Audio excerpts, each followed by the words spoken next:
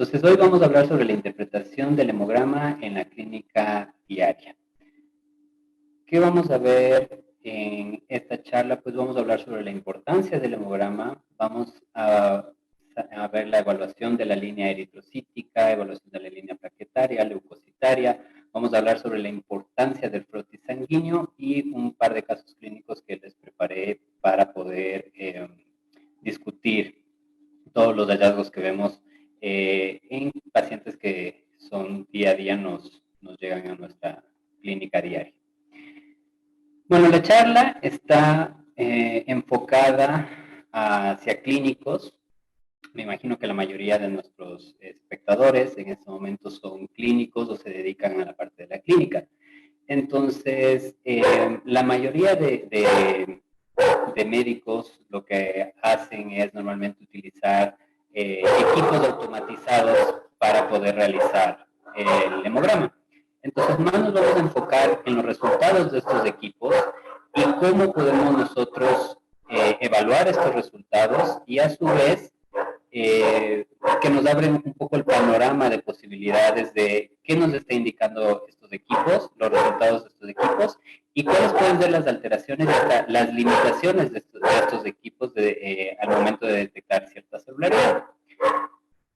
Como importancia del hemograma tenemos que hablar que es una herramienta básica dentro del protocolo diagnóstico, esto ya lo sabemos, es una herramienta que lo utilizamos día con día, que nos da muchísima información, nos puede proveer de mucha información porque no solo vamos a evaluar el sistema cardiovascular, también vamos a evaluar las líneas celulares de la sangre, vamos a evaluar órganos como riñón, podemos evaluar órganos como el hígado, páncreas, el aparato gastrointestinal, etcétera. Entonces, la verdad es que es una herramienta que nos aporta con una cantidad de información que es espectacularmente buena para poder nosotros correlacionarlo con nuestros pacientes. En muchos de los casos, también nos ayuda con el diagnóstico directo de las patologías.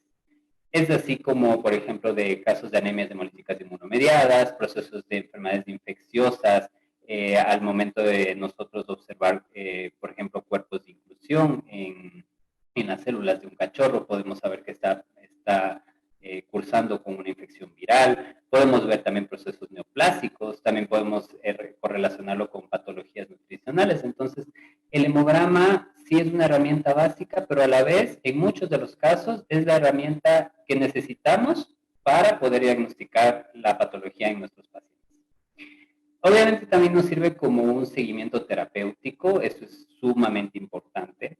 Si es que nosotros hacemos hemogramas día tras día en la clínica diaria de nuestros pacientes hospitalizados, podemos nosotros observar cómo va nuestra terapia, si es que hay una respuesta favorable en el paciente, si es que no hay una respuesta favorable, si necesitamos cambiar ese protocolo terapéutico con el cual iniciamos, si necesitamos ajustar dosis.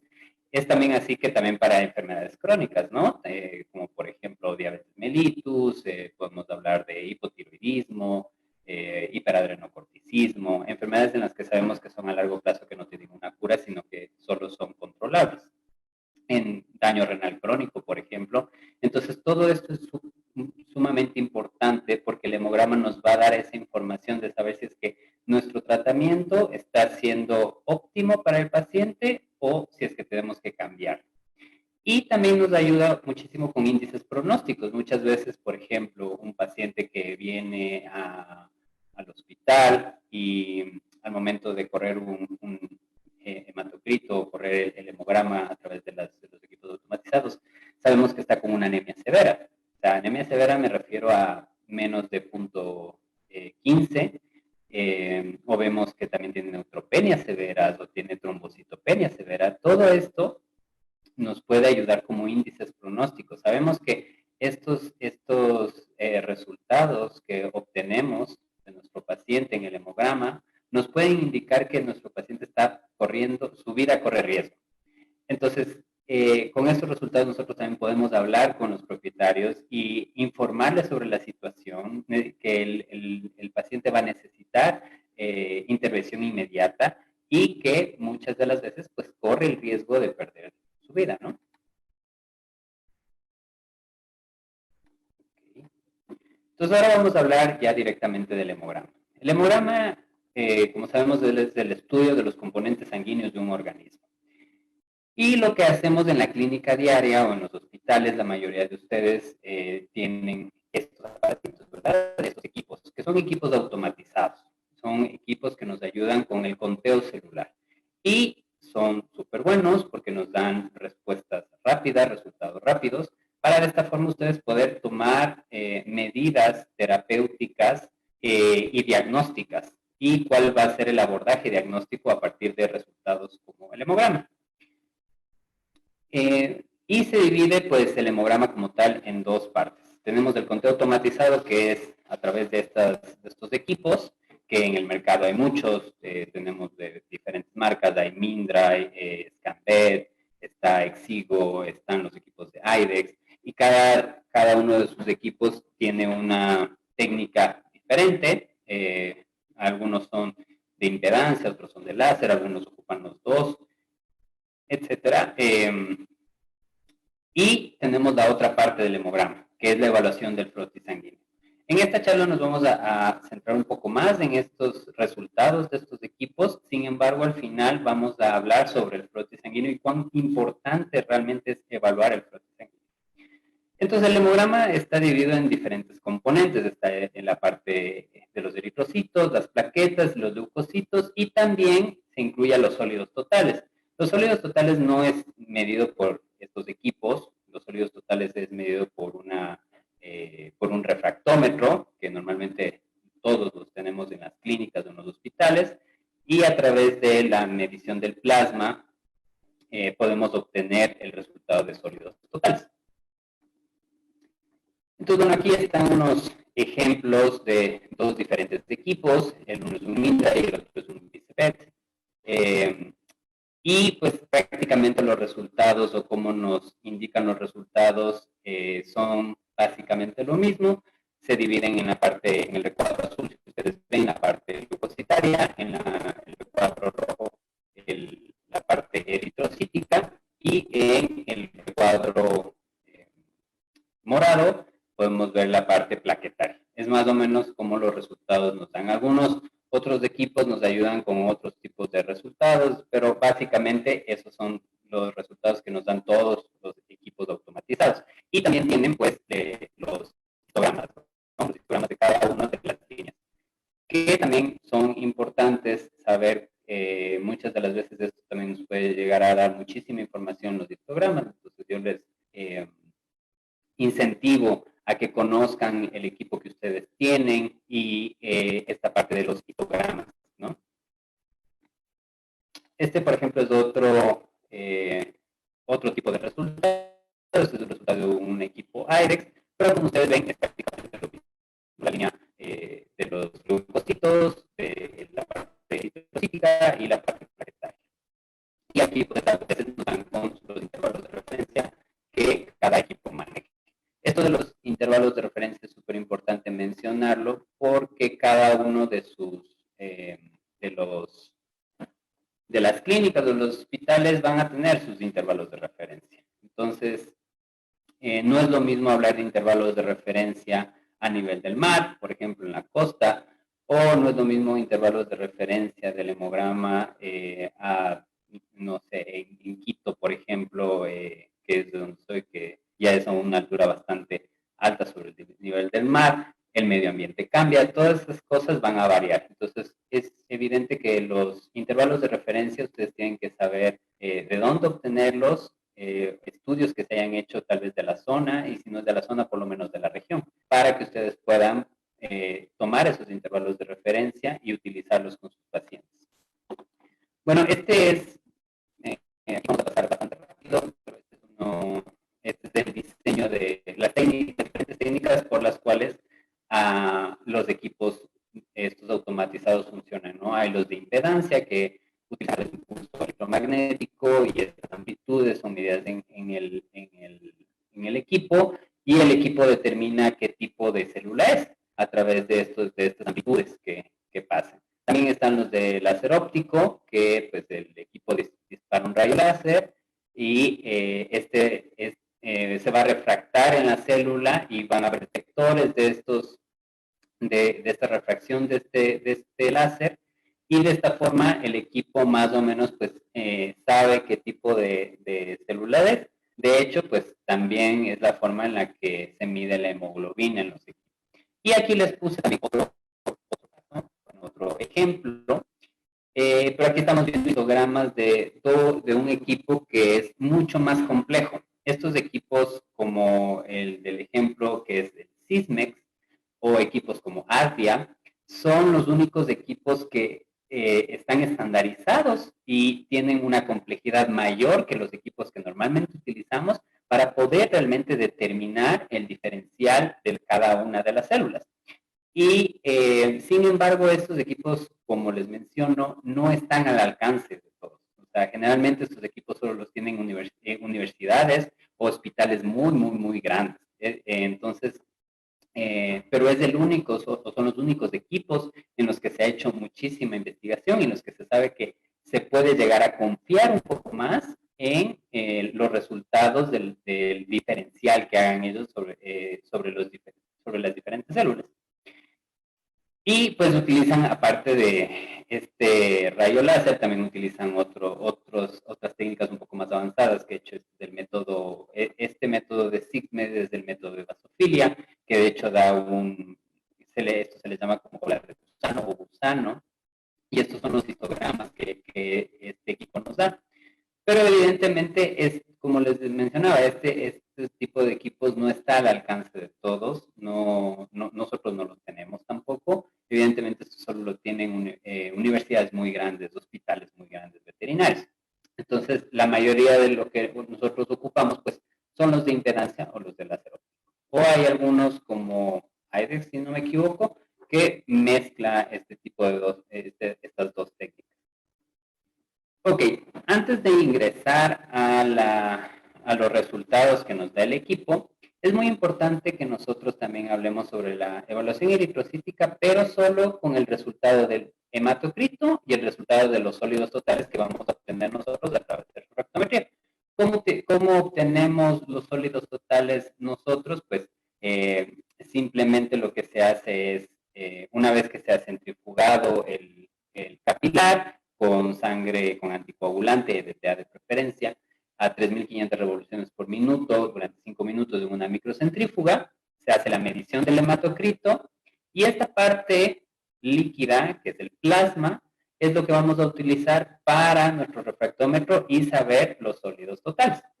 Entonces, esto es bastante básico, es muy sencillo de realizarlo, no se necesita de una inversión muy fuerte, simplemente necesitan la microcentrífuga y el refractómetro, no se necesita nada más. Obviamente los tubos capilares, ¿verdad?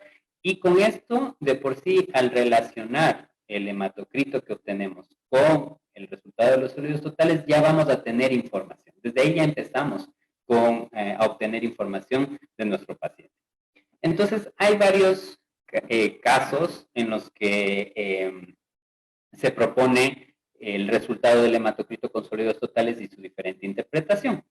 Ahora, las interpretaciones que yo les voy a dar son las más comunes, son las que se dan con mayor frecuencia en la clínica, pero no son las únicas. Ojo, ¿ok? O sea, no crean que siempre, por ejemplo, si vemos eritrocitosis, que es lo que nos está indicando el incremento del hematocrito con incremento de sólidos totales, siempre va a ser hemoconcentración. La mayoría de casos sí va a ser eso, pero también recuerden que no, en muchos de nuestros pacientes no solo existe una patología, a veces existen 2 o 3 patologías que están inmersas. También hay que tener muchísimo en cuenta la especie, la raza, la edad, los signos clínicos que presente, la historia clínica del paciente. Entonces, todo eso ustedes lo tienen que correlacionar para poder saber cómo van a hacer su interpretación de estos resultados. Sí les va a lo que más es importante de esto es abrirles un abanico de posibilidades, ¿verdad? O sea, más o menos saber cómo está mi paciente y a la vez tomar decisiones terapéuticas rápidas. Una vez que empiezo a tratar a mi paciente, pues sí, ya las muestras que ya las tomé, pues sí las envío al laboratorio de patología clínica o al laboratorio que ustedes deseen, con un patólogo clínico para que él pueda hacer la evaluación necesaria de esta correlación. Que más adelante vamos a hablar también del papel del patólogo clínico y la relación con el médico clínico. Pero bueno, entonces empecemos. Uno de los casos es cuando ustedes tienen eritrocitosis, que es el incremento del hematocrito. Estamos hablando de eritrocitosis. El concepto para eritrocitosis o anemia es básicamente que ustedes tengan o el hematocrito, o la hemoglobina, o los eritrocitos disminuidos, o en combinación uno de ellos. Pero basta con que uno de los tres esté disminuido o esté incrementado para nosotros poder hablar anemia o eritrocitosis, sea su caso. Recuerden que en medicina veterinaria nosotros utilizamos como referencia el hematocrito. No es así como en medicina humana que ellos utilizan la hemoglobina. Entonces, el hematocrito va a ser nuestro principal analito para poder analizar este tipo de afecciones. Entonces, tenemos eritrocitosis con incremento de sólidos totales. Lo más frecuente es que ustedes estén frente a un paciente que tenga deshidratación. Entonces, hay deshidratación, hay hemoconcentración y esto se lo conoce como una eritrocitosis relativa. ¿Por qué pasa esto? Pues bueno, o sea, la parte líquida del componente sanguíneo está disminuida y recuerden que el hematocrito es una relación entre la parte celular, el paquete celular de eritrocitos con la parte líquida. Si ustedes disminuyen, o sea, o en el paciente se disminuye la parte líquida, evidentemente la relación se va a ver alterada. Y por eso es que tenemos esta eritrocitosis relativa. Que una vez que nosotros implementemos la terapia de líquidos, nuestro paciente probablemente vuelva a tener intervalos de referencia. ¿Okay? ¿Qué pasa cuando hay eritrocitosis y nuestros sólidos totales están dentro de intervalos de referencia? Podemos estar frente a una eritrocitosis transitoria. ¿Qué es una eritrocitosis transitoria? Es decir, que está el paciente, por ejemplo, casi nunca lo sacan de casa, vino en el coche, afuera de nuestra clínica o del hospital se empezó a ladrar con un perro, vio un gato, se emocionó, vino corriendo, etc. Entonces, ¿qué es lo que va a pasar con esto? Va a producirse catecolaminas. Y las catecolaminas lo que van a producir es esplenocontracción, vasoconstricción y van a sacar del pool que hay en el vaso, que es uno de los órganos de reserva, toda esta parte eritrocítica hacia circulación. Entonces nosotros tomamos el examen, nosotros tomamos muestras de sangre, corremos el hematocrito y lo encontramos incrementado, pero los sólidos totales van a ser normales, esos no se han alterado, entonces probablemente puede ser una eritrocitosis transitoria. Otro caso puede ser que sea una eritrocitosis secundaria apropiada, que es secundaria a hipoxia. Por eso se lo conoce como es secundaria y es apropiada. En estos pacientes es, por ejemplo, si es que tienen algún problema cardiovascular, si tienen algún problema pulmonar, en donde los órganos o los tejidos están con falta de oxígeno, esto se lo conoce como hipoxia, ¿verdad? Entonces, ¿qué es lo que va a hacer el organismo para compensar? Pues va a crear más eritrocitos a través de la médula ósea para que pueda haber mayor cantidad de flujo de oxígeno hacia esos órganos o tejidos en los que están hipóxicos. Entonces, por eso se conoce como una eritrocitosis secundaria apropiada. La otra sería una eritrocitosis secundaria inapropiada. Y esto se le conoce como inapropiada porque significa que el organismo no necesita más cantidad de oxígeno, no le está pidiendo a la médula ósea que genere más, pero la médula ósea lo está haciendo porque tiene algún estímulo. Generalmente esto es provocado por una neoplasia y es generalmente realizado como un síndrome paraneoplásico. Es así que hay ciertas neoplasias que pueden llegar a alterar la producción de eritropoyetina, por ejemplo. Entonces, al haber mayor producción de eritropoyetina, va a ir directamente a la médula ósea y la médula ósea pues simplemente está reaccionando al estímulo de la eritropoyetina y está produciendo más eritrocitos. Pero el organismo no lo necesita. Y por último, podría ser una eritrocitosis absoluta o eritrocitosis primaria. Eso de las eritrocitosis, más adelante hay un cuadro en donde se los voy a mencionar nuevamente y está la clasificación como tal de las eritrocitos. También tenemos otro caso, es cuando encontramos nuestro hematocrito incrementado, significa eritrocitosis, con una disminución de sólidos totales. Esto, por lo general, uno de los hallazgos más comunes es cuando son pacientes con insuficiencias cardíacas congestivas. ¿Por qué pasa esto? Pues bueno, primero recuerden que hay pacientes con insuficiencia cardíaca congestiva, hay vasoconstricción. Evidentemente el corazón no está funcionando de una manera normal, entonces tiene que hacer mayor fuerza, mayor presión para poder llevar toda esa sangre al organismo. Y es un paciente hipóxico también. Entonces, hay mayor creación de eritrocitos y aparte al haber esta vasoconstricción, este mayor esfuerzo a nivel de los vasos sanguíneos, se rompe una de las fuerzas que es la fuerza hidrostática. Entonces, al momento que supera la fuerza hidrostática, la presión que hay dentro de los vasos sanguíneos, empieza a haber salida de líquido. Y esta salida de líquido, pues no solo va a ser agua, sino obviamente va a ser con electrolitos, a veces con proteínas, etcétera. Y esto es lo que va a provocar nuestra disminución de sólidos totales. Otro caso es cuando ustedes tengan el hematocrito dentro de intervalos de referencia y los sólidos totales incrementados.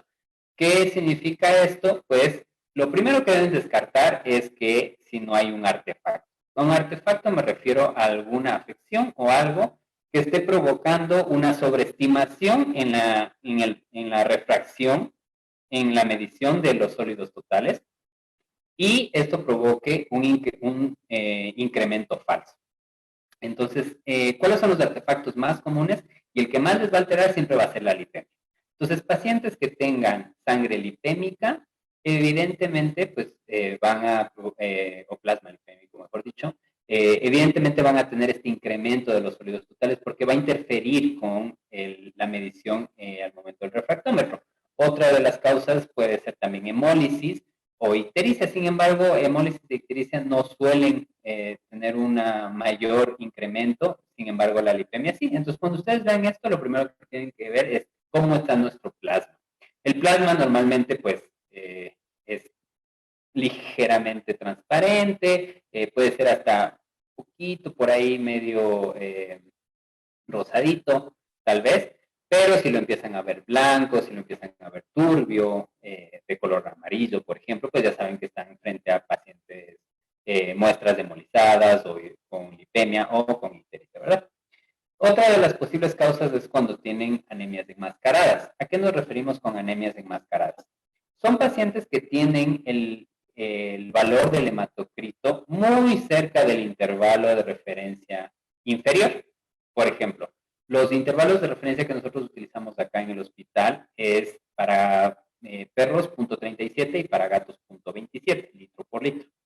Entonces, por ejemplo, si viene un paciente en el que en el examen físico general, al momento de realizarlo, se determina que este paciente está con una deshidratación importante de 7, 8, 10%, por ejemplo, y ustedes toman las muestras y ven que su hematocrito está en punto, digamos que es un perro en punto 37, punto 38, significa que probablemente están frente a un paciente con una anemia enmascarada, porque recuerden que hay una sobreestimación en la relación porque hay pérdida de líquido.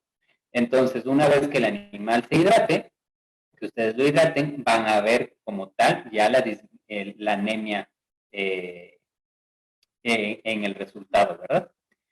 También puede ser causado por hiperglobulinemias, en este caso, por el incremento de sólidos totales. Los sólidos totales es una medición que incluye los electrolitos, principalmente las proteínas, que son, recordando las que más hay en el organismo, albúminas y globulinas, y también se incluye ahí también a la glucosa y compuestos no nitrogenados como la urea, compuestos nitrogenados como la urea.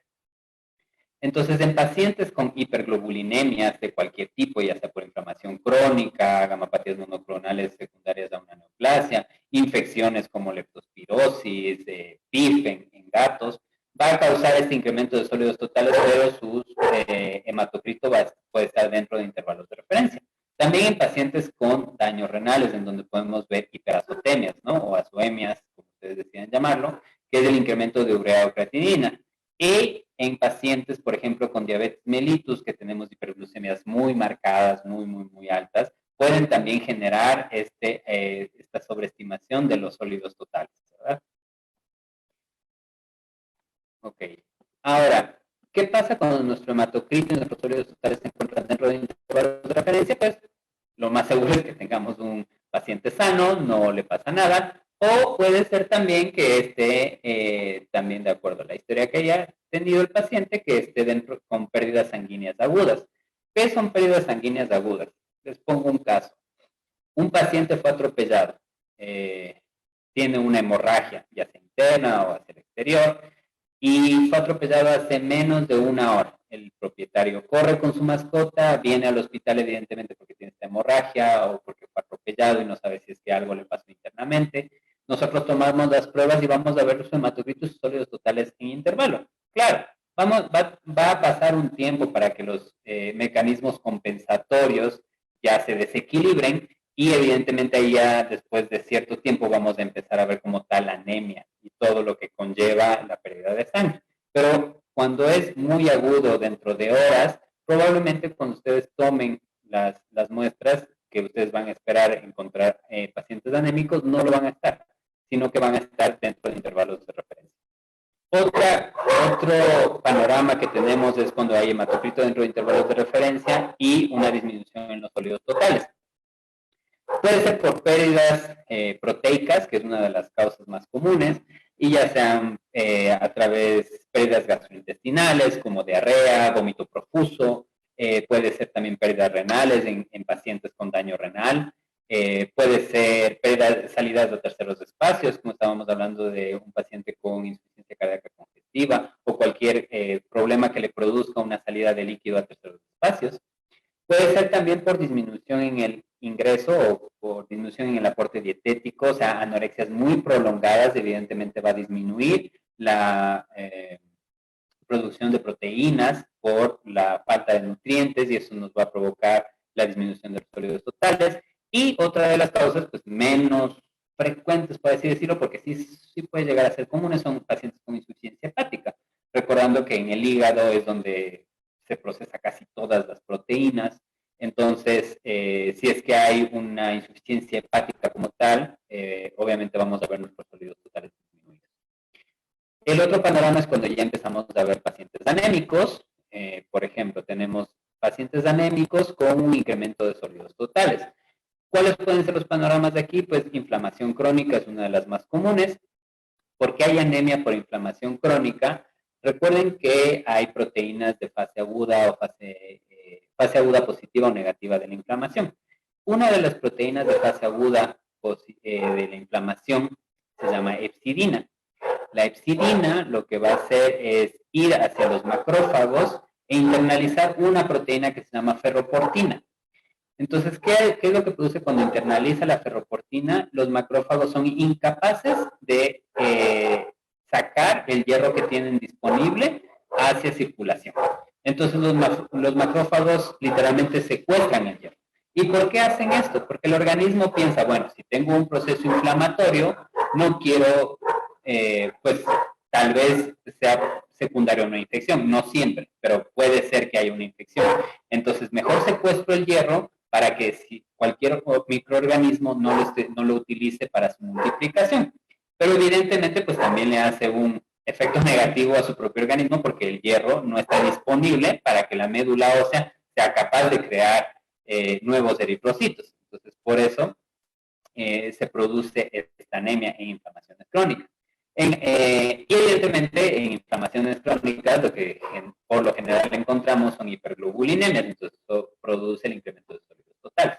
En procesos como anemia hemolítica inmunomediada, pues hay una mayor destrucción de los eritrocitos, hay muchas etiologías, muchas causas por las cuales se puede provocar una anemia hemolítica inmunomediada, pero hay una mayor destrucción de los eritrocitos, por eso vemos anemia, y si es que es inmunomediada, evidentemente vamos a ver incrementadas las globulinas, de ahí hiperglobulinemia.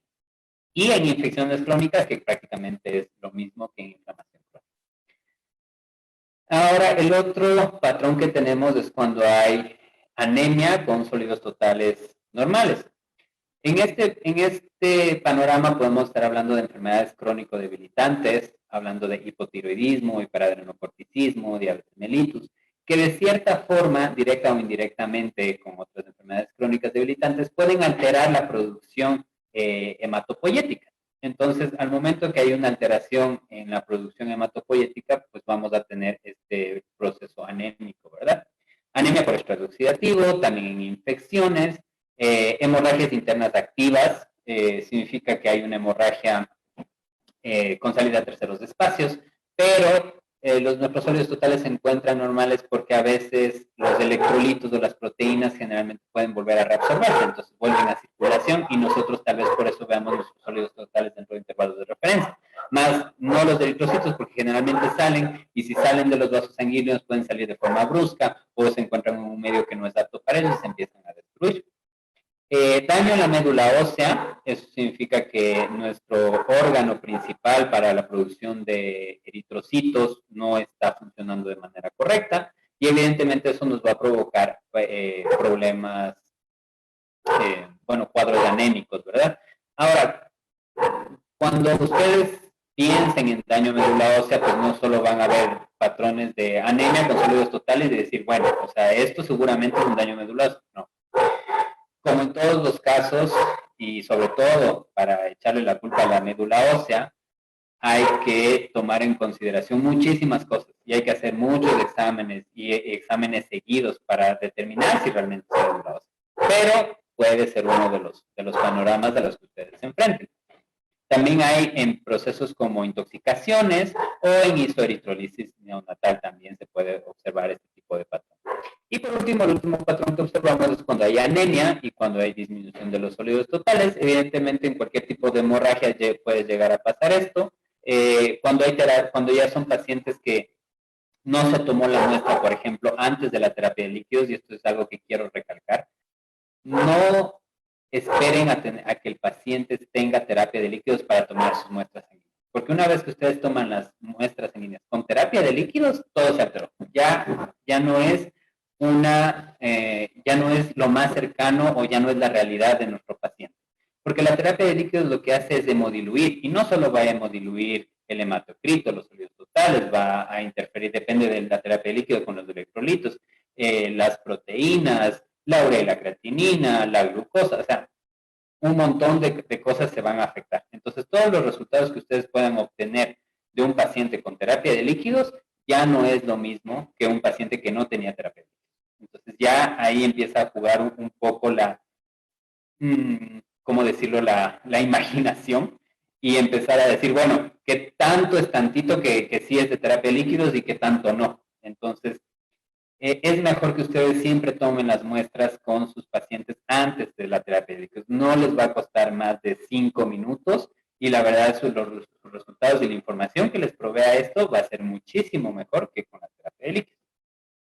Otro de los panoramas de los que también podemos ver es cuando son animales jóvenes. Recuerden que los intervalos de referencia que utilizamos generalmente son para adultos. Normalmente un perro o un gato, sobre todo en los perros, hasta el tercer mes no tiene intervalos de referencia de adultos. Entonces, siempre va a ser menor sus intervalos de referencia con respecto al hematocrito, a las plaquetas, va a ser diferente, pues.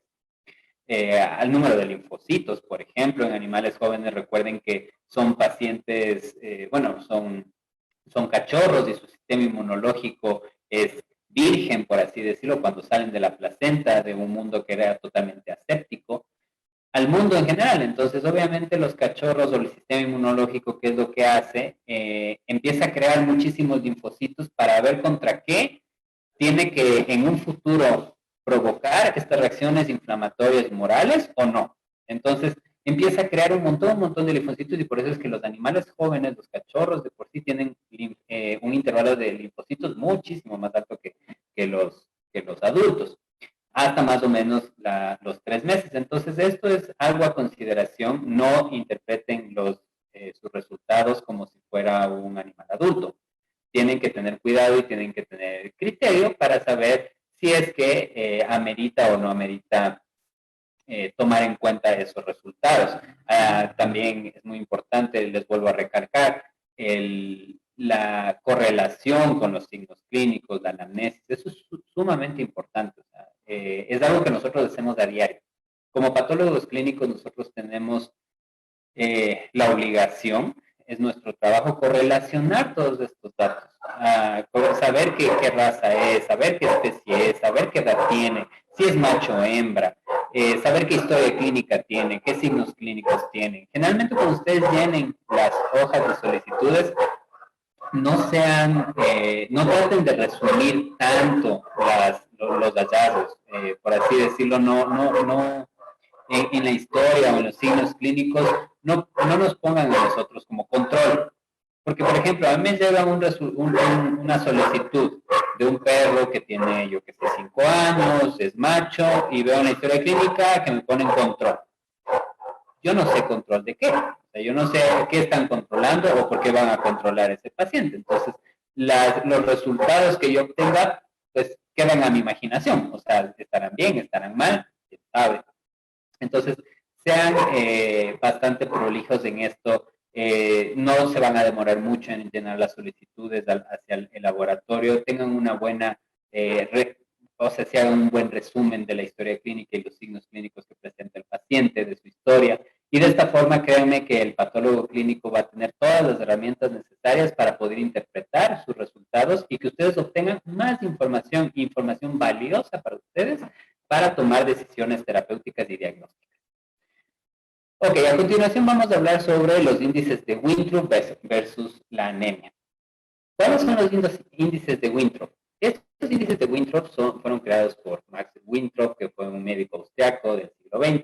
De hecho, fue el que creó la técnica del hematocrito y creó también estos dos índices.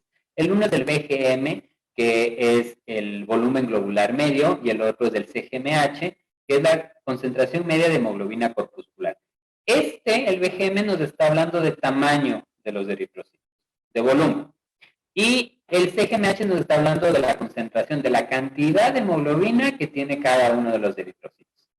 Entonces, estos índices son importantes correlacionarlos cuando nosotros tenemos pacientes anémicos, sobre todo para poder tener ciertas clasificaciones. Es así que si el BGM en un paciente está incrementado, sabemos que es macrocítica o es una anemia macrocítica. Si es que está dentro de intervalos de referencia, es una anemia normocítica, o sea, son eritrocitos dentro del tamaño normal. O si es una anemia microcítica, cuando el BGM está disminuido. El CGMH nos está hablando de si es una anemia normocrómica, nos está diciendo que la cantidad de hemoglobina pues, es normal de un eritrocito, o si es anemia hipocrómica, significa que tiene una menor cantidad de hemoglobina. No existe la hipercromía, eso no existe, eso generalmente se produce por artefactos, ya lo vamos a ver aquí adelante. Hablando del BGM, deben tener muy en cuenta cuando ustedes están tratando razas asiáticas, Akita, Shiba Inu, Chow Chow, etc. Porque generalmente estas razas de perros tienen los eritrocitos de un tamaño ligeramente más pequeño de las otras razas. Entonces, evidentemente puede ser que el equipo les dé un BGM disminuido, pero usted tiene que correlacionar y decir, bueno, si es que es una raza asiática, lo más seguro es que tenga los eritrocitos más pequeños, entonces debo tener en consideración eso para poder saber si es que lo doy relevancia o no. En el fútbol, en cambio, pasa lo contrario, generalmente tienen los eritrocitos ligeramente más grandes que otras razas. También cuando hay procesos de aglutinación, por ejemplo en anemias hemolíticas mediadas, recuerden que los eritrocitos empiezan a unir y empiezan a hacer una masa ahí. A veces se unen 2, 3, 4 o 5, dependiendo del tipo de inmunoglobulina que es la que esté mediada. ¿Y qué es lo que pasa aquí? Cuando estos cúmulos de eritrocitos pasan por la máquina, el equipo lo que va a hacer es pensar que es un solo eritrocito y es enorme. Entonces, evidentemente, su BGM se va a aumentar. Pero en realidad no es que sean eritrocitos más grandes, sino que significa que hay varios eritrocitos que están ahí pegados y provocan esta alteración.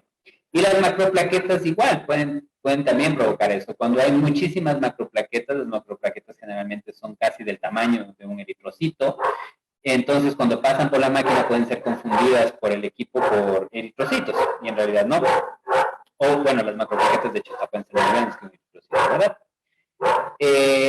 Cuando hablamos del CGMH, que yo les hablaba que hay alteraciones y cuando hay hipercromías, esto generalmente sucede en pacientes en muestras con hemólisis, en muestras lipémicas también pueden incrementar el CGMH y ojo también en los cuerpos de Heinz, que es muy común encontrarlo sobre todo en felinos. Los perros también lo pueden llegar a tener y pueden desarrollar anemia hemolítica por cuerpos de Heinz si es que fue un daño oxidativo el que provocó esto. Pero en gatos es mucho más común. ¿Por qué? Porque los gatos, primero, su vaso, que es el encargado de eliminar este tipo de alteraciones, no tiene esa capacidad tan buena, por así decirlo, como otras especies. Y la estructura de la hemoglobina en felinos es diferente, entonces tienden a tener una capacidad de mayor, ¿cómo decirlo?, de mayor facilidad para entrar en un proceso oxidativo y que esta hemoglobina se oxide, entonces provocando los cuerpos de Heinz. Entonces es muy importante también que tengan en consideración esto. Entonces incrementos de CGMH puede ser por artefactos o puede ser por los cuerpos de Heinz. Otro valor que es sumamente importante, que muchas veces no lo tomamos en cuenta, es el RDW.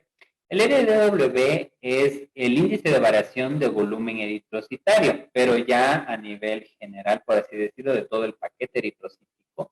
Y este también nos habla del volumen, como el BGM, pero tiende a ser muchísimo más específico y mejor que el BGM. Los valores de RDW generalmente los da cada máquina, cada equipo, pero los que yo manejo acá, por ejemplo, es perro debería ser menor a 14, 15 y en gatos debería ser menor a 17, menor a 18. Cuando yo veo porcentajes del RDW por encima de estos valores, entonces sí puedo decidir, sin que el BGM se me encuentre alterado, que hay un proceso de anisocitosis. O hay células más grandes o hay células más pequeñas. Y con células me refiero a eritrocitos, ¿no? Entonces el RDW nos da una mejor información sobre el volumen que el BGM. Entonces, y todos estos índices, pues evidentemente les dan sus equipos que ustedes utilizan a diario. Entonces aquí ya vamos a hablar de las anemias según los índices de Winthrop.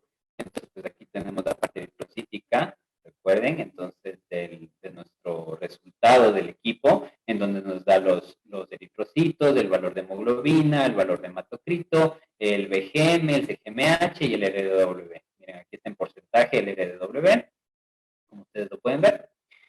¿Y qué tipo de patrones pueden llegar a ocasionarse? Por ejemplo, anemias normocíticas normocrómicas. ¿Qué tipo de anemia es esta? Significa que son anemias con un tamaño de eritrocito normal y con una concentración de hemoglobina dentro de cada eritrocito normal.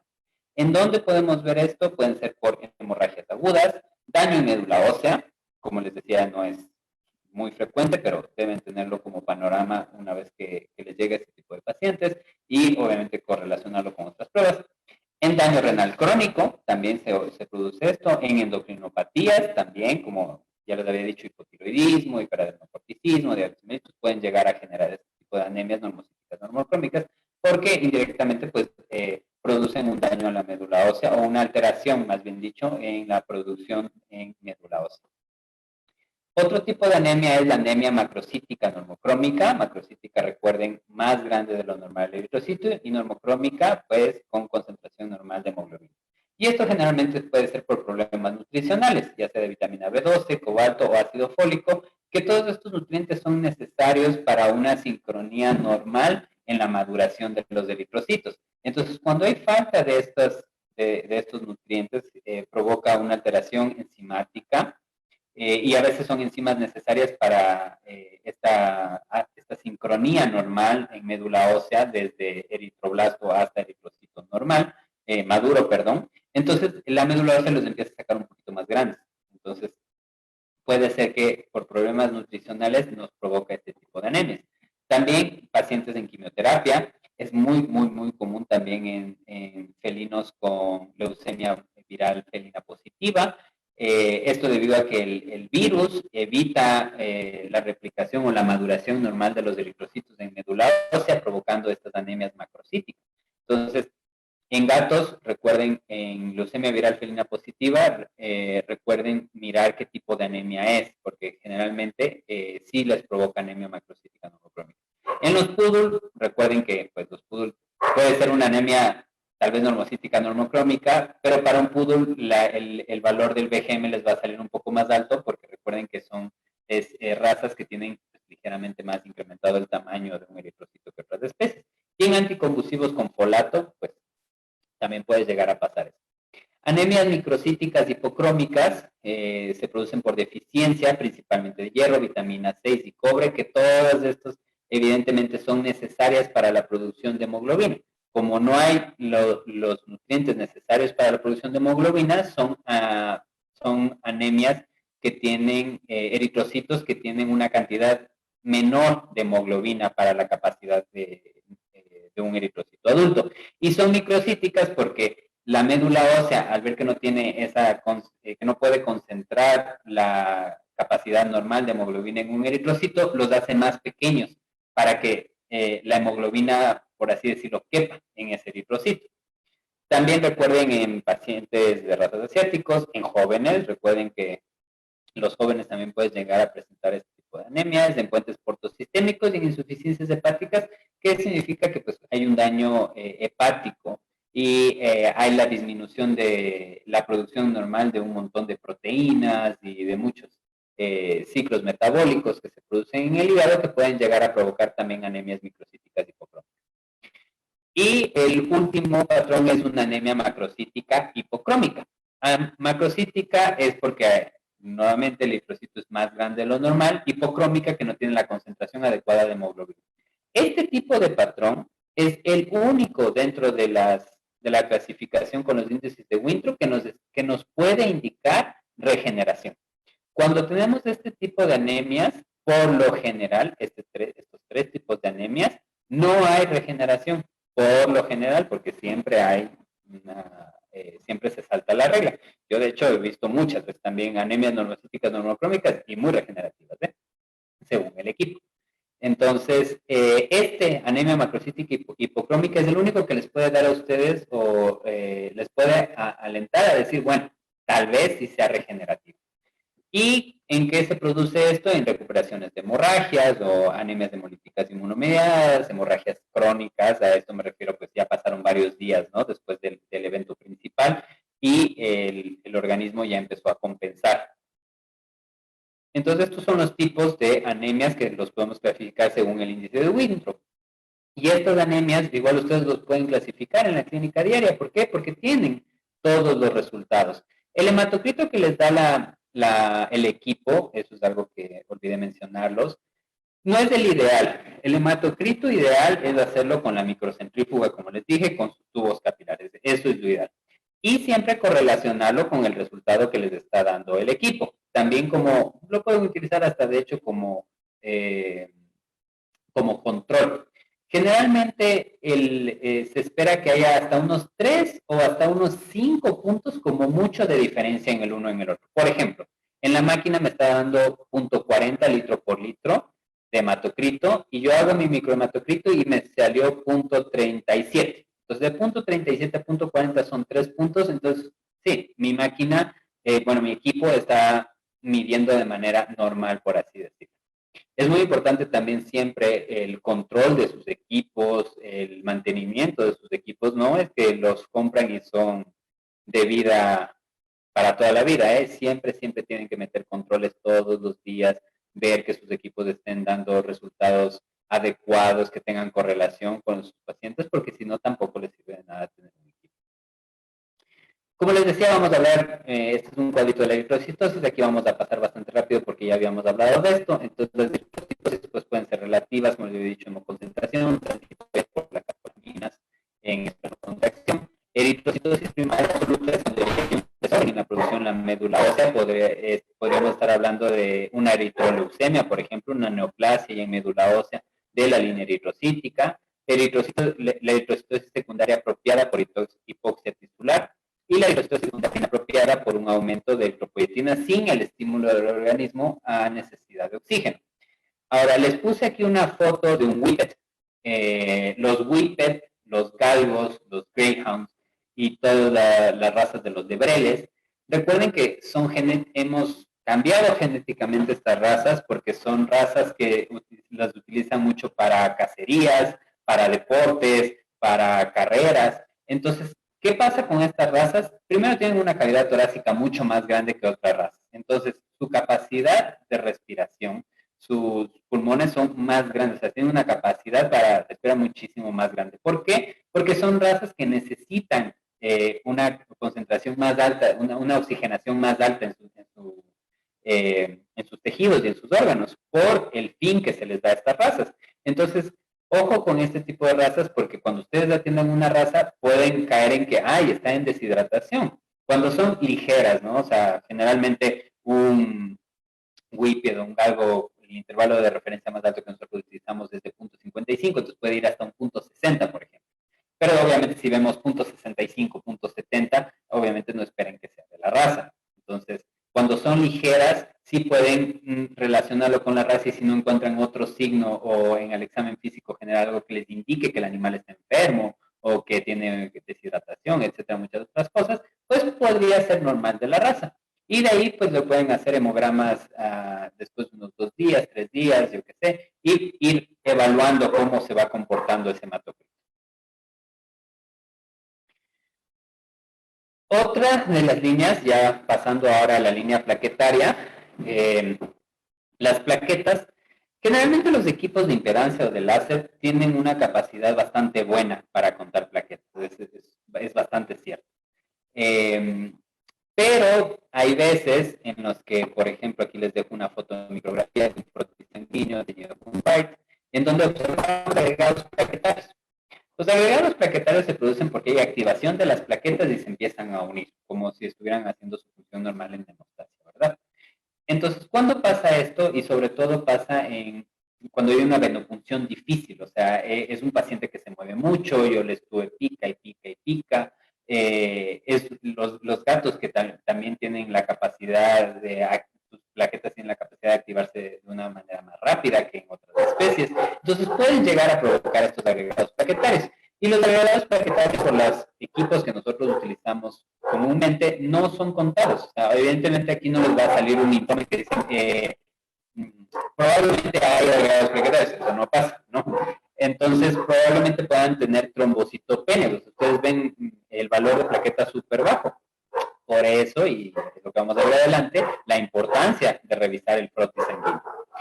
Entonces, tenemos dos tipos de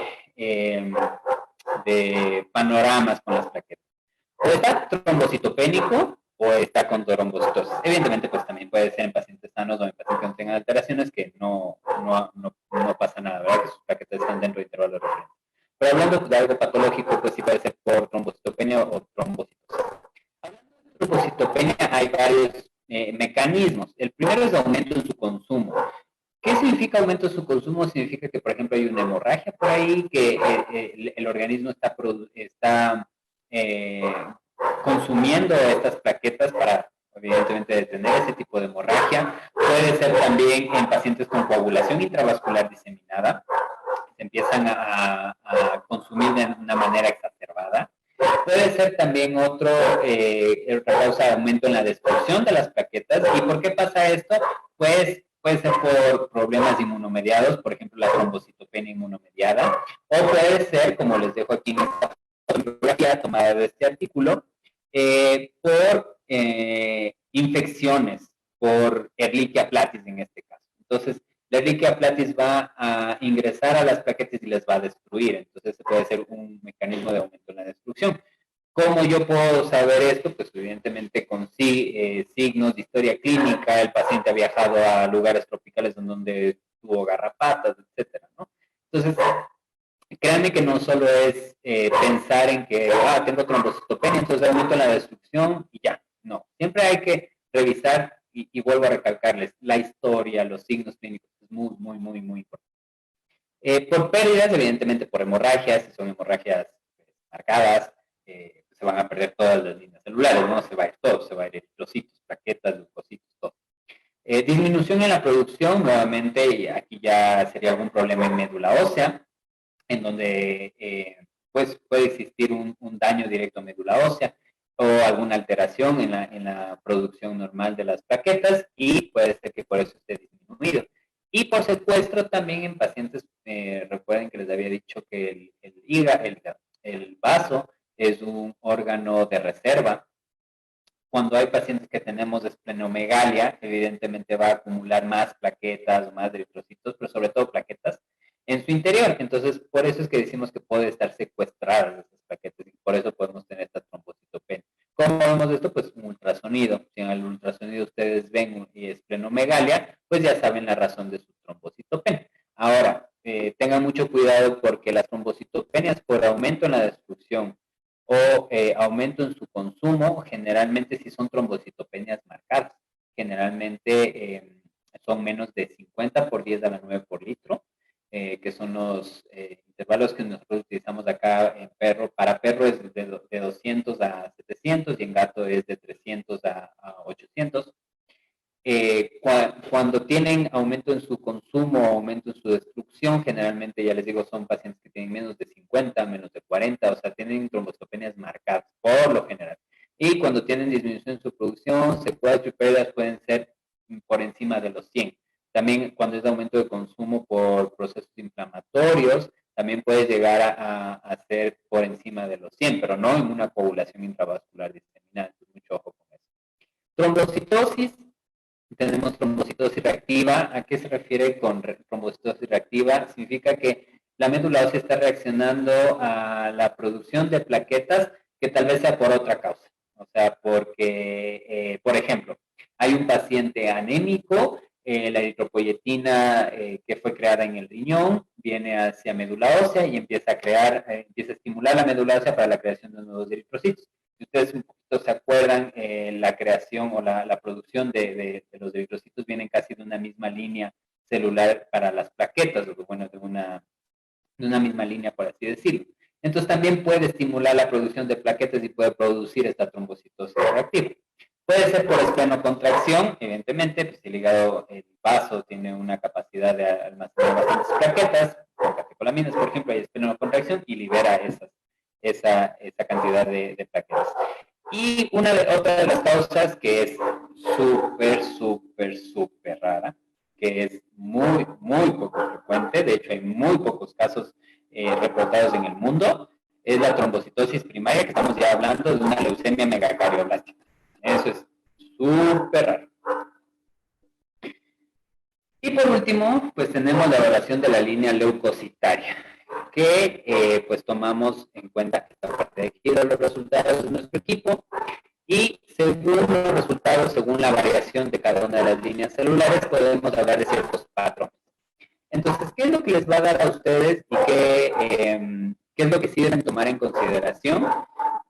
El número total de leucocitos. Eso es lo más importante que ustedes deben tomar. El diferencial, lo que les da aquí el porcentaje de linfocitos, de granulocitos, la cantidad, ya que aquí es un diferencial dado para total, real. Esto no lo deben tomar en cuenta. Estos equipos, como les decía, no tienen la capacidad, no están diseñados para hacer un diferencial real. Se pueden confundir con muchísimas cosas del equipo, pueden alterarse por otras cosas.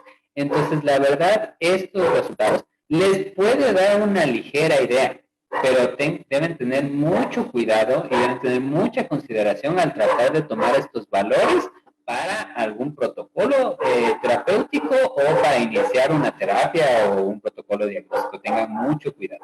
De aquí la necesidad siempre de ver el corte sanguíneo. Pero bueno, ¿qué patrones pueden pueden generarse? Inducido por glucocorticoides. Cuando hay inducción de glucocorticoides, vamos a encontrar el marcador principal, que es este que es también llamado el glucograma de estrés, es linfopenia. La linfopenia es el marcador por elección del estrés. Hay neutrofilia y en ciertos casos en perros pueden llegar a haber monocitosis, en gatos no. Y puede ser que ustedes en el examen físico general puedan llegar a encontrar signos de inflamación o puede que no. ¿Por qué se produce la linfopenia? Porque el cortisol, que es el mediador químico en este caso, puede provocar primero secuestro en los linfonodos, no hay salida de los linfocitos, y puede llegar también a provocar linfocitolisis, o sea, puede llegar a destruir los linfocitos que están en circulación. Mientras que produce neutrofilia y monocitosis casi por las mismas causas. Recuerden que los neutrófilos, cuando hay neutrófilos en circulación, que se llama el pool circulatorio, y hay neutrófilos marginales, que es el pool marginal. El pool marginal son los neutrófilos que están pegaditos ahí a los vasos sanguíneos, entonces están ahí pegaditos. Cuando hay producción excesiva de cortisol, las proteínas que permiten esta adhesión de los neutrófilos a los vasos sanguíneos no existen. O sea, bueno, no es que no existen, sino interrumpen su acción y provocan que los neutrófilos se despeguen y salgan a circulación. Entonces, por eso es que vemos neutrofilia, y casi lo mismo es con los monocitos. Entonces, este es el típico leucograma de estrés, por así decirlo. Ojo que no solo es por estrés, o sea, no solo es causado por un evento de estrés no sé, por miedo o por alguna enfermedad secundaria. Otra de las causas en las que ustedes pueden encontrar esto, recuerden que es en hiperadrenocorticismo, o también llamado síndrome de Cushing. Obviamente porque hay una sobreproducción de cortisol que va a provocar este tipo de cosas, de patrones. Y evidentemente en pacientes que ustedes estén administrando o que vengan siendo administrados con glucocorticoides, dexametasona, prednisona, prednisolona, etc. El patrón por catecolaminas es generalmente todo está incrementado. Eritrocitosis, neutrofilia, linfocitosis y ojo, pero linfocitosis ligerilla por ahí, hasta media morada, no tan alta.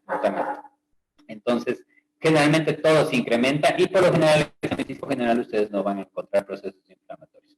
Cuando hay un patrón de inflamación, sí generalmente hay una neutrofilia ya moderada marcada, puede haber linfopenia como puede estar normal, y los monocitos generalmente están dentro de intervalos, pero al examen físico general, por otros estudios de imagenología, o lo que sea, ustedes encuentran un hallazgo de inflamación. Recuerden que las especies que más vemos en nuestra clínica diaria es gatos y perros. Y recuerden que estas especies tienen una respuesta inflamatoria neutrofílica. No es así como las vacas, por ejemplo.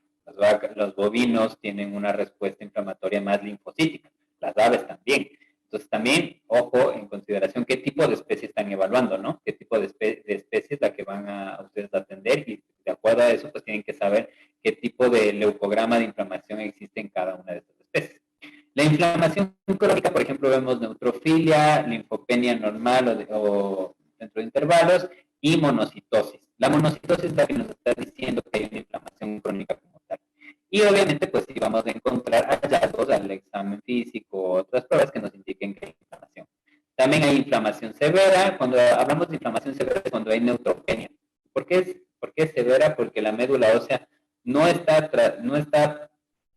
pudiendo compensar de manera normal ese grado de inflamación. Entonces, al principio sí empezó a producir hasta donde pudo, pero después de eso va a empezar a disminuir la tasa de producción de los neutrófilos, y aparte los neutrófilos que están llegando a circulación se están yendo directo al proceso inflamatorio porque es necesario su presencia ahí para tratar de controlar esa inflamación. Entonces, por eso podemos llegar a ver neutropenias. Entonces, neutropenias sí es una inflamación en un proceso severo. En inflamación localizada, generalmente lo que vemos son neutrofilias, que sí son marcadas, por ejemplo, en piometras. Piometras, si vemos inflamaciones localizadas, que prácticamente la piometra es como un absceso en el útero, que provoca esta producción exacerbada de los neutrófilos. Los linfocitos, por lo general, suelen estar disminuidos por estrés, y como no puede haber monocitosis. Por lo general sí suele llegar a haber, pero si son abscesos muy pequeños, por ejemplo, tal vez ni siquiera se produzca un proceso inflamatorio. Se va a producir un proceso inflamatorio, pero no lo vamos a poder ver en el hemograma. Y otro de los patrones que les puse es una de las causas que también es muy común en la clínica diaria, es cuando hay una linfocitosis marcada o células con linfocitos atípicos de circulación. Esto evidentemente nos está hablando de un proceso linfoproliferativo.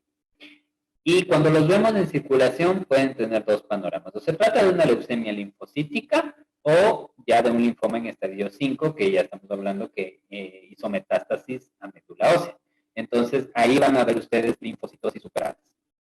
Pero vuelvo a repetirles. Recuerden que este diferencial de los equipos no funciona, no sirve. Estos equipos no están diseñados, no están estandarizados para tener estos resultados, para tener resultados reales. Así que mucho ojo al momento de interpretar esos resultados. Y bueno, de aquí ya terminamos con esta parte de la evaluación de las líneas celulares con los resultados del equipo, y vamos a empezar a hablar por qué es tan importante ahora la revisión del frotis sanguíneo. La revisión del frotis sanguíneo es algo que ustedes pueden en las clínicas ya empezar a hacer. ¿Por qué? Porque al momento que ustedes empiezan a observar los frotis en sus hospitales, eso les puede dar una información y les puede complementar con la información que tiene del equipo. Ahora, ojo, con esto no les estoy diciendo que eliminen el criterio del patólogo clínico o del laboratorio donde ustedes envían sus muestras. Es sumamente necesario tomar en consideración el criterio del patólogo clínico. ¿Por qué? Bueno, ¿por qué? Aquí la razón. Recuerden que la patología clínica es una especialidad también. Entonces nosotros estudiamos años y nos preparamos mucho tiempo especializándonos en esta área para poder tener todas las herramientas necesarias, que cuando nos lleguen sus casos con la información necesaria, poder correlacionar todo y a ustedes darles una interpretación de sus casos. Todos los pacientes tienen, por más que sea el mismo tipo de enfermedad, van a tener una interpretación diferente del patólogo clínico, porque cada organismo es un universo diferente. Todos los días nosotros nos topamos tal vez con el mismo problema, por ejemplo, una patología, hablando de piometra, por ejemplo, y estoy seguro que casi todas las piometras que se interpreten por un patólogo clínico van a ser diferentes. Algo va a tener diferente, algo va a haber cambiado. Puede estar en un estadio más avanzado, puede ser de una forma más temprana, se le puede realizar otros estudios, no se le puede realizar, tal vez ahora este paciente no solo tiene piometra, sino que también tiene enfermedad renal. Entonces, todas esas cosas son súper importantes. Y no lo vean al patólogo clínico como un enemigo suyo. Es más bien es su mano derecha. O sea, el clínico y el patólogo clínico van de la mano todo el tiempo. Esa información que pueden intercalar entre las dos especialidades es una cinética maravillosa. Yo lo hago todos los días porque yo trabajo en un hospital como tal. Yo trabajo en mi área de laboratorio, pero yo todos los días estoy en contacto con los pacientes y con los clínicos. Entonces, cuando yo tengo dudas al respecto de una historia clínica o de un paciente, o si necesito más información, yo bajo con los clínicos y les pregunto, oye, ¿cómo le viste hoy? ¿Orinó, no orinó? ¿Le cambiaste algo en la terapia? Es que esto, fíjate que ahora el resultado de hoy es diferente al de ayer y yo creo que está mejorando. O yo creo que, ¿sabes qué? La terapia no va por ahí, hay algo más, ¿por qué no le hacemos otra prueba? Entonces, esta interacción entre el patólogo clínico y el clínico, créanme que es espectacular, les va a servir a ustedes muchísimo y sobre todo el mayor beneficiado va a ser sus pacientes, siempre. Entonces, bueno, volviendo a esto de la revisión del frotis sanguíneo, ¿por qué es tan importante que ustedes empiecen a evaluarlo? Primero, tampoco necesitan una inversión muy alta, necesitan una tinción, laminillas y su microscopio. No necesitan nada más. Y por lo general, todas las clínicas o la mayoría de las clínicas de hospitales tienen un microscopio y tienen una tinción. Entonces, y las laminillas, evidentemente, para tomar cualquier tipo de cosa. Entonces, ustedes empiecen ya a hacer este ejercicio del frotis sanguíneo para ver si su equipo pues, les está dando una información real o si ustedes encuentran algo que no les cuadra. Evidentemente ya enviaron sus muestras hacia el laboratorio de patología clínica y les van a dar un resultado con una interpretación, pero con ustedes ya pueden empezar a ver ciertos cambios, ciertas cosas que les pueden abrir más el panorama o pueden descartar otras ideas que ustedes tenían como de diagnósticos diferenciales. ¿Qué vemos en el frotis sanguíneo? Pues principalmente la morfología eritrocítica. Podemos encontrar equinocitos, podemos encontrar acantocitos. Miren esta forma de los eritrocitos, desde la que nosotros les llamamos acantocitos. Que de hecho, por ejemplo, dos cruces o una acantocitosis nos podría podría dar ya un diagnóstico diferencial de una neoplasia a nivel vascular. Puede ser un hemangiosarcoma, un hemangiopericitoma, un miopericitoma. Entonces, son cuestiones que ustedes pueden llegar a ver y pueden pensar ya y tener esa capacidad y con su criterio médico de correlacionar los hallazgos. Si ustedes ven al ultrasonido una masa gigante en vaso con este frotis, pues dicen, lo más seguro es que tal vez sea una neoplasia de vasos sanguíneos, ¿no? Una neoplasia vascular. Evidentemente esto lo va a ver el patólogo clínico y seguramente se los va a reportar. Esferocitos, por ejemplo, que son estos eritrocitos muchísimo más chiquitos, sobre todo, que esto es muy común en procesos hemolíticos, por ejemplo, anemia hemolítica inmunomediada. Microcitos es cuando vemos este tipo de eritrocitos muy chiquitos que nos podrían estar hablando de problemas hepáticos. Ahorita simplemente les estoy dando como ejemplos, ¿verdad?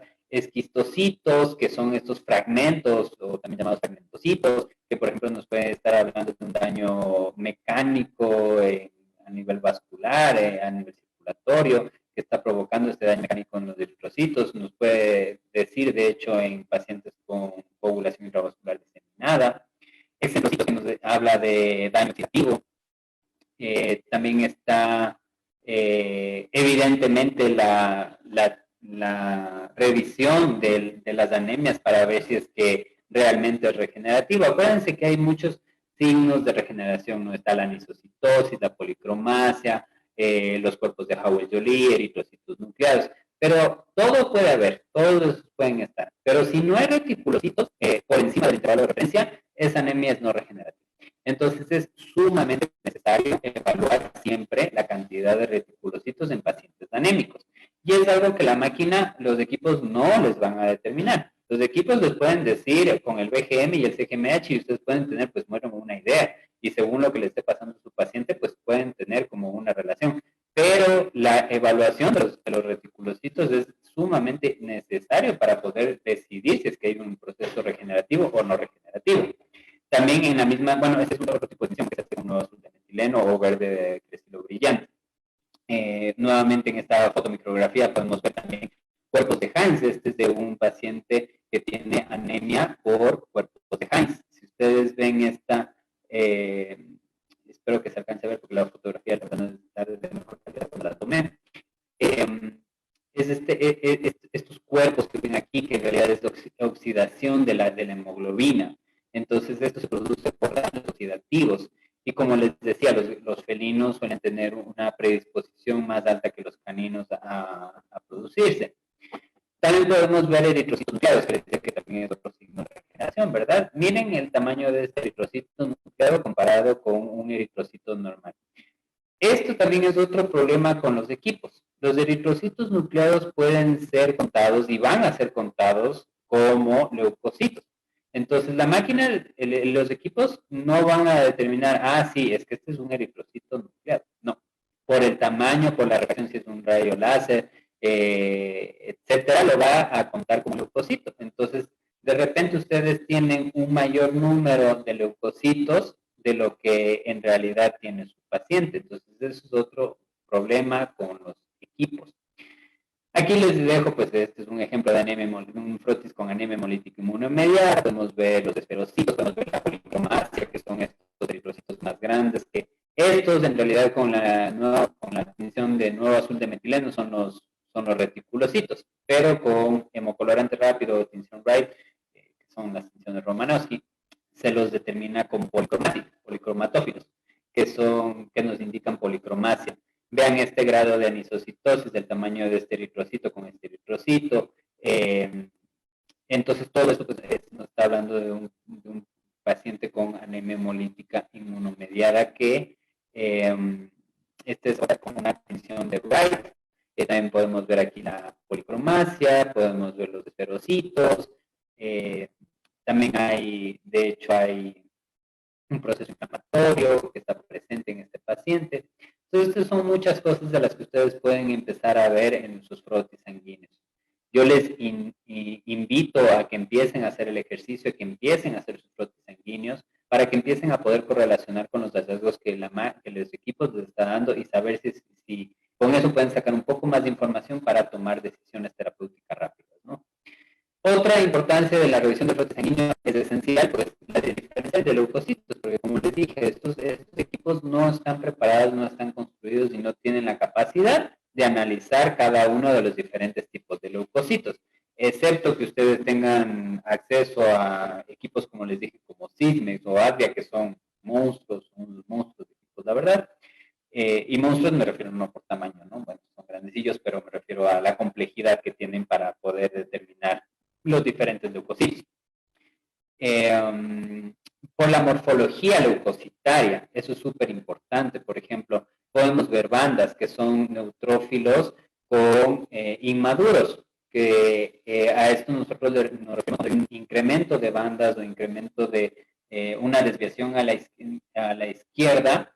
Es un proceso inflamatorio que está activo, o sea, la médula ósea tiene le están induciendo a producir tantos neutrófilos, tantas células inflamatorias, que de repente ya empieza a enviar a circulación células inmaduras, porque ya no tienen la capacidad de madurarlos en médula ósea, como por ejemplo ese es un neutrófilo segmentado normal, ¿verdad? Pero ya los empieza a matar así. Y también pueden ya llegar a haber presencia de neutrófilos tóxicos, que son estos, por ejemplo, basofilia focal, que se lo conoce como los grupos de Dol, la basofilia difusa. Y esto nos está hablando igual de un proceso inflamatorio marcado, severo, o sea, que la médula ósea está produciendo una cantidad súper grande. Se llaman tóxicos no porque la célula sea tóxica como tal, se llaman así porque hay digamos que salen con unas anomalías, o sea, con unas problemitas ahí en su forma y en su estructura, pero no es porque no sean, porque sean tóxicos como tal, sino que así se los llama. También puede llegar es un proceso tóxico bastante, cuando vean esto es bastante incrementado, y pues son ejemplos que les puse, ¿no? Evidentemente, otra de las cosas de las ventajas de ver el frote sanguíneo es que ustedes pueden llegar a determinar diagnósticos definitivos de algunos problemas infecciosos. Por ejemplo, podemos llegar a ver una tirofidaria y pues ustedes ya tienen un diagnóstico, o por lo menos tienen parte del diagnóstico, ¿verdad? Porque a veces puede venir también con otros problemas. Pero bueno, Babesia canis, Mycoplasma haemophilus, como lo vemos aquí, pueden llegar a ver también cuerpos de inclusión. En este caso se trata de un perro se trataba de un perro de 2 meses con cuerpos de inclusión que salió positivo a distemia canino. Entonces, todas estas cosas las pueden ustedes llegar a ver en el frote sanguíneo. También procesos neoplásicos, como por ejemplo mastopenia, que significa presencia de mastocitos en circulación de una forma normal, que generalmente pues, son secundarios a procesos neoplásicos por mastocitomas, linfocitos atípicos, miren el tamaño de estos linfocitos comparado con un eritrocito. Generalmente los linfocitos maduros, normales, generalmente pueden llegar a ser un poquito más grande o ligeramente más grande que los eritrocitos, pero no mucho más grande que un neutrófilo. Ya cuando se empieza a ver esto en circulación sabemos que estamos frente a un proceso de linfoproliferativo. Hablamos también de blastos, por ejemplo, en circulación, que con las características de estas células nos están indicando que es sugerente de la línea eritrocítica. Evidentemente, en este paciente se hizo marcadores, inmunohistoquímica, se tomó médula ósea y se llegó al diagnóstico de una leucemia eritroblástica. Entonces, estos son eritroblastos en circulación, que son las células más inmaduras de la línea eritrocítica. Y por último, también pueden ver blastos, las células tan diferenciadas que no sabemos de qué línea celular es. Entonces, todo esto también se puede encontrar en el frotis. Ustedes lo pueden llegar a ver en el frotis. Y por último, tenemos los casos clínicos que les preparé. Estos casos clínicos que yo les preparé vamos a ver los resultados del equipo frente a ya un hemograma formal. Entonces, vamos a hablar sobre cuáles serían nuestros diagnósticos diferenciales, cuáles serían las posibles causas con los resultados de nuestros equipos frente a un hemograma ya formal, a un hemograma ya realizado en un laboratorio a cargo de un patólogo clínico. Entonces tenemos, el primer caso es un perro, Cocker Spaniel, macho entero de 14 años, que viene con historia de signos clínicos que tiene vómito, dolor abdominal craneal, poliuria polidipsia, con duración de 4 días y mucosas pálidas. Con estos signos clínicos, pues me imagino que ustedes ya tienen ciertos diferenciales. Ahora vamos a ver con cuál de ellos ustedes acertaron, ¿verdad? Esto, como les dije, es muy importante tener todos estos diferenciales, porque si es que digamos que el clínico hubiera omitido poliuria polidipsia, evidentemente vamos a ver los exámenes y vamos a poder presentar esto, pero con esto el patólogo clínico ya hace una conexión, ya hace una relación con algo. Entonces eso es súper bueno porque el patólogo clínico va a estar más atento a ver por qué hay poliuria polidipsia, a ver por qué tiene este dolor abdominal craneal, tiene vómito, es un macho, es Cocker Spaniel, tiene 14 años. Entonces hay muchas cosas que parecen no tener importancia, pero en realidad nos dan una cantidad de información muy, muy, muy buena. Entonces, yo lo que hice pues es llevar estos resultados a una tablita para que sea para que se entienda de mejor manera y poner los intervalos de referencia que nosotros utilizamos aquí en el hospital, aquí en Ciudad de México. Entonces, lo primero que vamos a hacer pues es evaluar la línea eritrocítica. Tenemos el hematocrito está en punto 13. Entonces, es una anemia severa, es una anemia marcada. Tenemos disminución de la hemoglobina y también disminución de los eritrocitos, ¿verdad? Por esto nos está hablando de anemia. Ahora, de acuerdo a los índices de Winthrop, ¿se acuerdan? El BGM nos está diciendo que esta anemia es normocítica, porque está dentro de intervalos de referencia, y que el CGMH está dentro de intervalos de referencia. Entonces, esta anemia nosotros lo podemos clasificar como una anemia normocítica normocrómica. Pero ojo, ¿se acuerdan que les decía que el RDW es mucho mejor y mucho más sensible que el BGM para decirme que hay diferentes tipos de tamaño, hay anisocitosis en ese paciente, y tiene un porcentaje de 42 cuando el bebé debería ser menor a 14 en perros, con el equipo que nosotros utilizamos, ¿verdad? Entonces, esto ya me está indicando a mí que, bueno, ok, entonces, lo más seguro es que sí tenga diferencia de tamaño en las células, y eso podría con este grado de anemia, sí ser algo regenerativo. Entonces, me voy con cuidado. Pienso que tal vez la médula ósea sí está respondiendo. Las plaquetas están dentro de intervalos de referencia. Hay un incremento de sólidos totales. Acuérdense, disminución del hematocrito con aumento de sólidos totales, o sea, anemia con incremento de sólidos totales. Recuerden que esto puede ser creado por hiperglobulinemias y esto puede ser creado por aumento de destrucción, ¿verdad? Entonces, yo creo que pues ya nos estamos encaminando hacia dónde se va el posible diagnóstico solo con el hemograma. Recuerden que también la base es un Cocker Spaniel, es muy importante saber eso. Y vamos a ver la línea de los leucocitos. Entonces, los leucocitos tenemos una leucocitosis, o sea, está bastante marcada, hay un proceso inflamatorio, evidentemente. Y este es el diferencial que nos da la máquina. Nos dice que de granulocitos, porque esta máquina no divide entre neutrófilos, eosinófilos o basófilos. A veces nos da el porcentaje de eosinófilos, a veces no. Pero los granulocitos, pues son esos, neutrófilos, basófilos y eosinófilos. Nos está diciendo que hay un 26 por 10 a la 9 por litro. Y de linfocitos nos está diciendo que hay más o menos 12. 12.6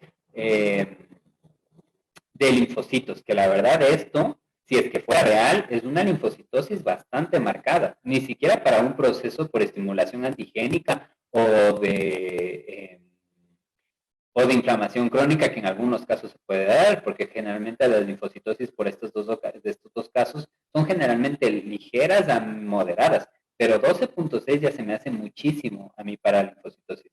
Y tiene también monocitosis, entonces nos puede estar hablando de un proceso de inflamación crónica. Por el momento nos quedamos que es un proceso inflamatorio. Lo más seguro es que sea un proceso inflamatorio, ¿verdad? Y ya tenemos los otros datos y ya relacionamos. Ahora lo que vamos a hacer es evaluar estos resultados con un hemograma formal, que fue de este paciente.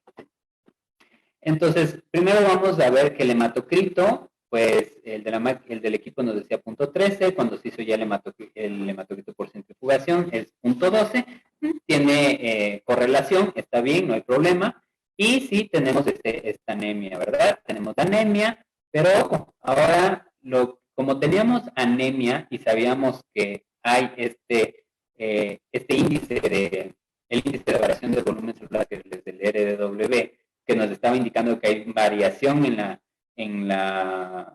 el volumen de los eritrocitos, lo podemos relacionar porque vemos que sí, que el patólogo clínico nos está diciendo, nos está informando que hay anisocitosis 2 cruces, hay policromasia 2 cruces y hay esferocitos 2 cruces. Acuérdense que los esferocitos son muy chiquitos. Y aparte de eso, hacemos el conteo de reticulocitos y hay una regeneración muy buena. Entonces, con todos estos signos, que es lo que les decía, acuérdense, la especie, recuerden la relación que hicimos al principio con los sólidos totales con el hematocrito, ahora con la presencia de esferocitos, y por último que se hizo una prueba de aglutinación positiva, estamos frente a un caso de una anemia hemolítica inmunomediada, que también se correlaciona con el leucograma inflamatorio. Ahora, miren esa cantidad de eritrocitos nucleados que se encontró en el frote, se encontró 31. Acuérdense que los eritrocitos nucleados se confunde la máquina y los empieza a contar como leucocitos.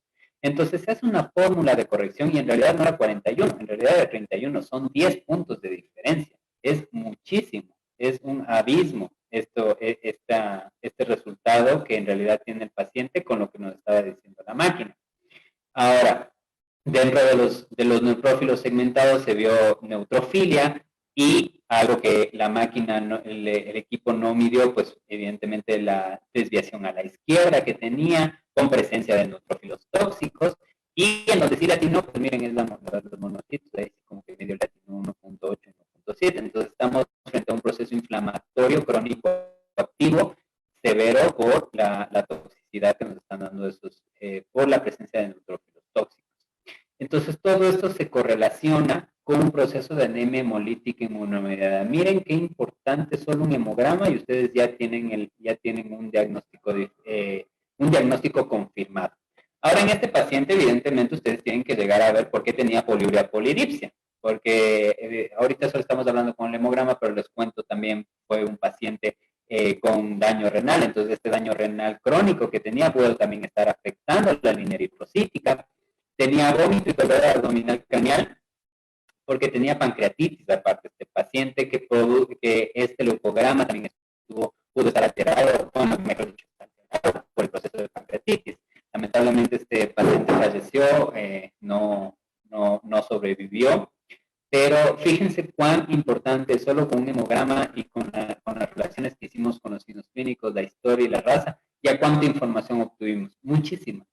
Y ya tenemos un diagnóstico definitivo. Evidentemente se hace también bioquímica sérica, urianálisis, ultrasonido, también si quieren electrocardiograma, etcétera, todo lo que ustedes quieran, ¿no? Pero es la importancia de, fíjense, los valores que nos dan el equipo realizado por un patólogo. Y por último tenemos el otro caso clínico, que es un gato europeo doméstico de 9 años, macho, con historia y signos clínicos que tiene una condición corporal 4 de 5, está medio gordito, anorexia de 3 días, traumatismo por caída hace 5 días. Este traumatismo fue, estoy casi seguro que era de un quinto o sexto piso, la verdad es que sí fue bastante alto.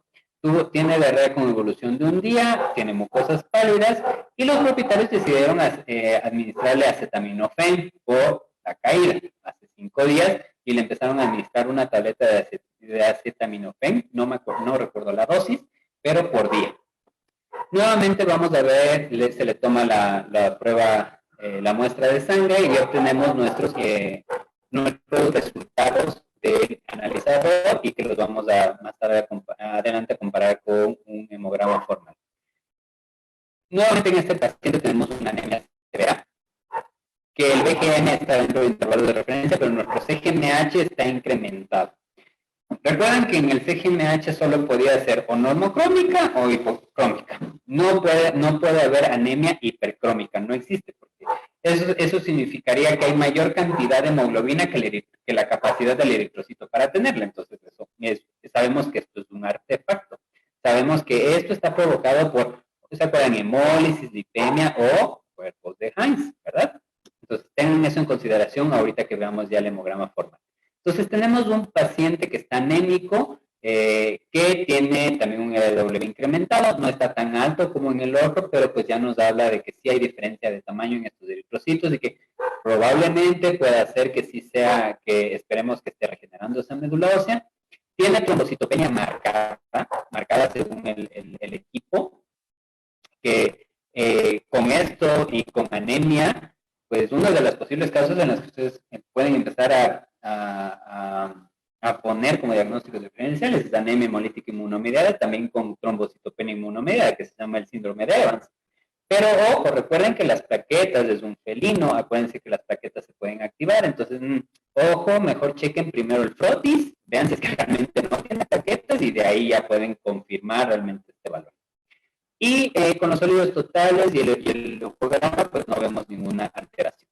Ahora vamos a ver con esto, ya con el análisis del hemograma formal. Entonces el hematocrito, la verdad, igual que el otro paciente, se mantuvo bajo solo un punto con el hematocrito manual. Y aquí vemos el CGMH, bueno, estos valores se calculan, obviamente. Más adelante les voy a decir dónde pueden encontrar esas fórmulas, pero bueno, el CGMH y el BGM se calculan con el hematocrito, el hemoglobina y los eritrocitos, ¿verdad? Entonces aquí hubo un cambio en este BGM y este CGMH por el hematocrito que cambió. Que teníamos esta anemia y que era, primero acá nos decían normocítica, ahora ya tenemos que es hipocrómica, microcítica, que acá la teníamos normocítica, y que nos hablaba de hipercromía, ¿no? Que igual que en los resultados de la máquina. Ahora, fíjense y acuérdense que la lipemia era una de las causas para incrementar ese CGMH. Entonces, en este caso, pues eso es lo que se está provocando esa hipercromía, pero como es tan marcada, el 422 es gato, en el tratamiento le dieron acetaminofén, pues realmente yo empiezo a ver en el frotis y descubro que tiene cuerpos de Heinz en un 24%. En los gatos recuerden que es normal hasta menos del 5%, porque sí tienen ciertos cuerpos de Heinz, pero 24 ya es muchísimo. Con esto, con la nisocitosis, la policromacia y la reticulocitosis, que la verdad, para un paciente con este grado de anemia me gustaría que sus reticulocitos estén por encima de 300, 350, pero bueno, hay regeneración, o sea, no está tan débil tampoco la regeneración, pero hay regeneración. Estamos frente a un proceso de una anemia hemolítica por cuerpos de Heinz. Ahora, otra de las cosas que deben tener en consideración es que este paciente tenía acetaminofén, o sea, le dieron acetaminofén y recuerden que este tipo de medicamentos lo que puede provocar en perros y en gatos es una destrucción, unas úlceras terribles a nivel gastrointestinal. Entonces, este gato lo que tenía también era melenas que empezaron a tener dentro del, ya una vez hospitalizado, entonces eso también estaba provocando este grado de anemia, ¿verdad? Estas pérdidas sanguíneas.